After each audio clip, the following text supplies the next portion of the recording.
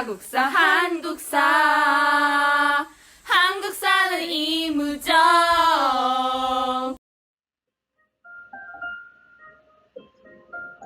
여러분 안녕하세요.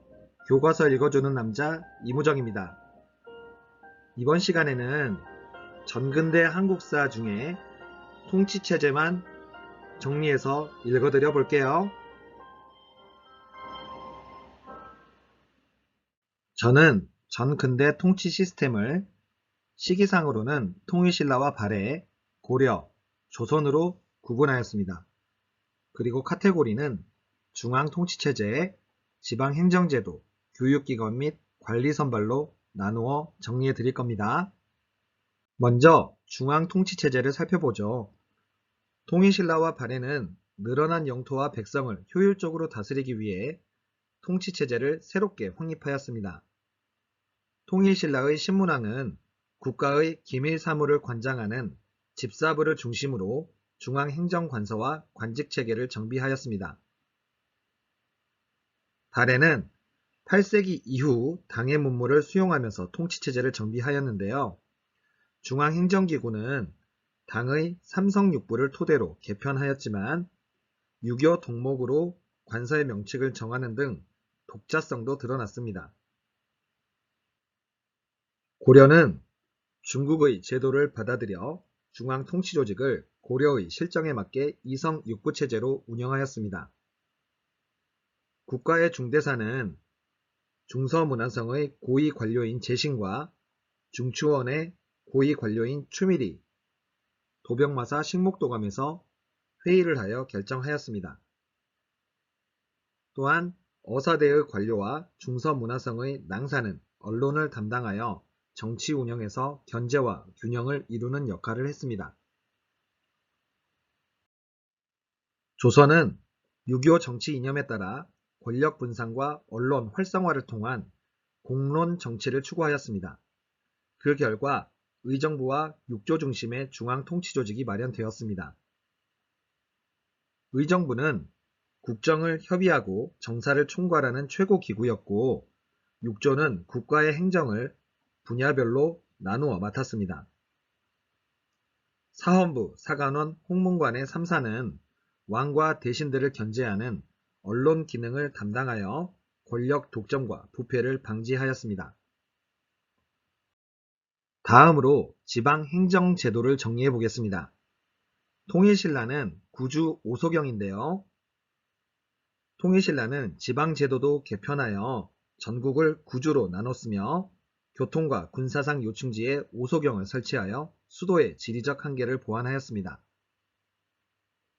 발해는 오경 15부 62주로 전국을 정비하여 도독과 자사 등의 관리를 지방에 파견하였으며 말단 지방행정은 말갈부락 족장의 도움을 받았습니다.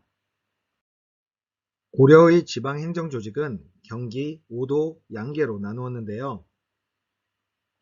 오도 양계 밑에는 군현과 진을 설치한 형태로 완비되었습니다. 각 지역에는 지방관이 파견되었지만 지방관이 파견된 주현보다 지방관이 파견되지 않은 속현의 수가 더 많았습니다. 그리고 특수행정구역인 향, 부곡소에는 지방관이 파견되지 않았죠. 지방관 파견은 호족 세력에게 어떤 영향을 미쳤을까요? 지방행정조직이 정비되면서 호족은 점차 향리로 변하였습니다. 이들은 지방관의 통제를 받았지만 담당 지역에서 행정실무를 주관하며 일정한 영향력을 유지할 수 있었습니다. 조선은 팔도체제죠. 조선은 전국을 8도로 나누고 그 아래 군현을 두었습니다. 그리고 모든 군현에 지방관을 파견했습니다. 고려시대까지 특수행정구역이었던 향, 부곡, 소를 일반 군현으로 승격하였습니다. 그리고 고려시대에 영향력이 있었던 향리의 지위는 모든 군현에 지방관이 파견되었기 때문에 하락할 수밖에 없었죠. 또한 조선은 권력의 집중과 부정을 방지하고자 지방관을 자기 출신 지역에 부임할 수 없게 하는 상피제를 실시했습니다. 각 군현의 지방관과는 별개로 향촌에서는 지방사족들이 영향력을 행사했습니다.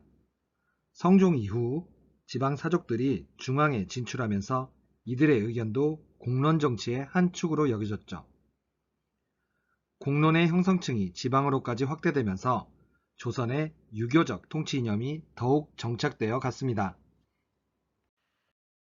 마지막으로 교육기관 및 관리 선발을 정리해 드릴게요. 통일신라의 신문왕은 유학교육기관인 국학을 설치하여 왕권을 보좌할 실무 관료를 양성하였는데요. 하지만 이들은 골품제의 한계로 관등 승진에는 제한이 있었습니다. 달에는 유학교육기관으로 주자감을 두어 관리 양성에 힘썼습니다. 고려의 유학교육기관으로는 중앙에 국자감과 지방에 향교를 두었으며 사립교육기관도 융성하였습니다. 고려는 과거와 음서 등으로 관리를 등용하였습니다.